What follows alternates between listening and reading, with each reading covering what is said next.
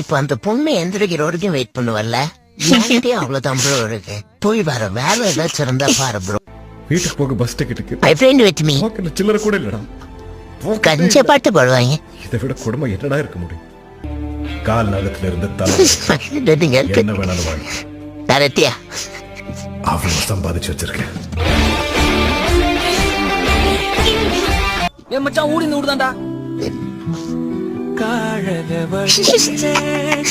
யாரு அந்த எடிட்ட பண்றது? எடிட்டரே கண்ணாடி கோப்பை ஆழியில் நான் கை மீறி சேர்ந்த தேயிலை கண்ணங்கள் மூடி ஓரமாய் நீ நின்றாலே அந்த தேவிரை கிளியை பிரிந்தால் சாகிறேன்.